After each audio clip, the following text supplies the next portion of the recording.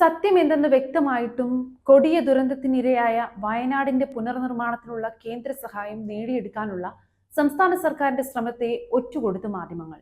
ദുരന്തത്തിൽ അടിയന്തര കേന്ദ്ര സഹായം ആവശ്യപ്പെട്ട് പ്രതീക്ഷിത കണക്ക് സഹിതം നൽകിയ നിവേദനത്തെ ചെലവഴിച്ച തുകയെന്ന പച്ച തുണയാക്കി ആഘോഷിച്ചവർ വയനാട് പുനർനിർമ്മാണ ശ്രമങ്ങളെയാണ് തുരങ്കം വയ്ക്കുന്നത്. ഇടത് വിരോധത്തിന്റെ ആധിക്യത്തിൽ കേരളം തകർന്നാലും വിരോധമില്ലെന്ന് ചിന്തിക്കുന്ന ഇക്കൂട്ടർ വസ്തുത മനസ്സിലാക്കിയിട്ടും ആശയക്കുഴപ്പമുണ്ടാക്കാൻ ശ്രമിച്ചു. മുഖ്യമന്ത്രി വസ്തുത വിശദീകരിച്ചപ്പോൾ ചില മാധ്യമങ്ങൾ കുപ്രചാരണത്തിൽ നിന്ന് പിന്മാറി. എന്നാൽ പ്രമുഖ മാധ്യമങ്ങൾ ദുരന്തമുഖത്തും നശീകരണ ലക്ഷ്യത്തോടെ ഇടപെട്ടു. നിഷ്കളങ്കമെന്ന് തോന്നിക്കും വിധം കണക്കുപിഴ വിവാദം തള്ളി സർക്കാർ തുടങ്ങി വാർത്തകളിലൂടെ ആശയക്കുഴപ്പമുണ്ടാക്കാനാണ് മുതിർന്നത്. ദുരന്ത മേഖലയിലേക്ക് പരമാവധി ധനസഹായം ലഭ്യമാക്കാൻ മാനദണ്ഡങ്ങൾ പ്രകാരം കണക്ക് തയ്യാറാക്കുന്നത് എങ്ങനെയെന്ന് അറിയാത്തവരല്ല ഈ മാധ്യമങ്ങൾ. കണക്കുകൾ തലങ്ങും വിലങ്ങും പരിശോധിച്ചും പതിവ് വെട്ടലുകൾക്കും ശേഷമാണ് കേന്ദ്രം തുക അനുവദിക്കുന്നത്. അതുപോലും തടയുക എന്നത് ലക്ഷ്യമിട്ടാണ് കള്ള വാർത്തയുമായി ഇവരിറങ്ങിയത്.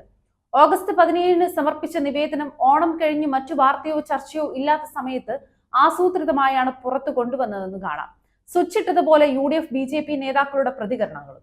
ദുരന്ത സഹായങ്ങളെ പോലും രാഷ്ട്രീയവൽക്കരിച്ച കേന്ദ്രം വയനാടിന്റെ 1/4 പോലും നഷ്ടമില്ലാതെ സംസ്ഥാനങ്ങളിലേക്ക് വൻ തുകയാണ് ഒഴുക്കുന്നത്. വയനാട് ദുരന്തത്തെ തീവ്ര സ്വഭാവമുള്ളതായി പ്രഖ്യാപിച്ചിരുന്നുവെങ്കിൽ കിട്ടാമായിരുന്ന വലിയ സഹായ സാധ്യതയും കേന്ദ്രം അടച്ചു. അതിലൊന്നും തെല്ലും ആശങ്കയില്ലാത്ത മാധ്യമങ്ങളാണ് എന്തെങ്കിലും സഹായം കിട്ടാനുള്ള സാധ്യതയും അടയ്ക്കുന്നത്. കഴിഞ്ഞ ദിവസം ഇറങ്ങിയ ചില പത്രങ്ങൾ അത് തെളിയിച്ചു. സ്വന്തം നാടിന് ഒരു നേട്ടവും ഉണ്ടാകരുതെന്ന് കരുതിക്കൂട്ടി പ്രവർത്തിക്കുന്ന മാധ്യമങ്ങൾ ലോകത്ത് വേറെവിടെയും കാണില്ല. ദുരന്ത ബാധിതർക്ക് സഹായധനം അനുവദിക്കാൻ കേന്ദ്ര സർക്കാർ പുറപ്പെടുവിച്ച SRDF മാനദണ്ഡങ്ങളിൽ നിറയെ അശാസ്ത്രീയതയാണ്. ഇത് പ്രകാരം ദുരിതബാധിതർക്ക് ലഭിക്കുക നാമമാത്രമായ തുക.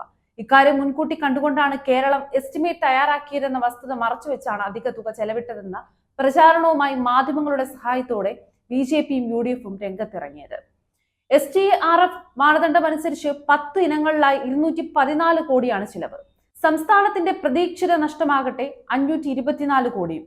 വീട് നിർമ്മാണത്തിന് 1.2 ലക്ഷം രൂപയെ കേന്ദ്രം നൽകും. കേരളം നിർമ്മിക്കാൻ ഉദ്ദേശിക്കുന്നത് 15 ലക്ഷം രൂപയുടെ വീടാണ്.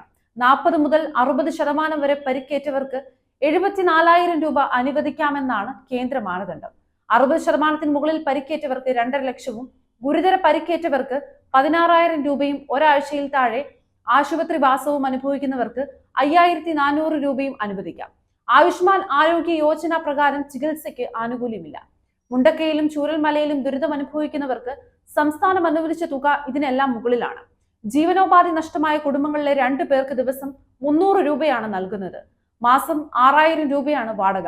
മരിച്ചവരുടെ ആശ്രിതർക്ക് 4 ലക്ഷം രൂപയാണ് STRF പ്രകാരം അനുവദിക്കുന്നത്.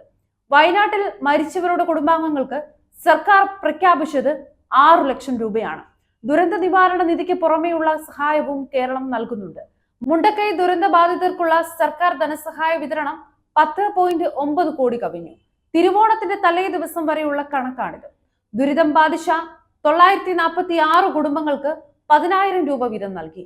മരണപ്പെട്ടവരുടെ ആശ്രിതർക്ക് മുഖ്യമന്ത്രിയുടെ ദുരിതാശ്വാസ നിധിയിൽ നിന്നും സംസ്ഥാന ദുരന്ത നിവാരണ ഫണ്ടിൽ നിന്നുമായി നൽകുന്ന 6 ലക്ഷം രൂപ 114 കുടുംബങ്ങൾക്ക് അനുവദിച്ചു.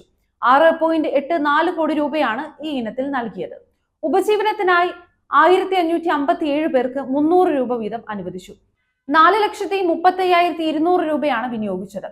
ഗുരുതര പരിക്കേറ്റ് ഒരാഴ്ചയിൽ താഴെ ആശുപത്രിയിൽ കഴിഞ്ഞ 8 പേർക്ക് 4,35,200 രൂപയും ഒരാഴ്ചയിൽ കൂടുതലുണ്ടായിരുന്ന 26 പേർക്ക് 17,16,000 രൂപയും നൽകി.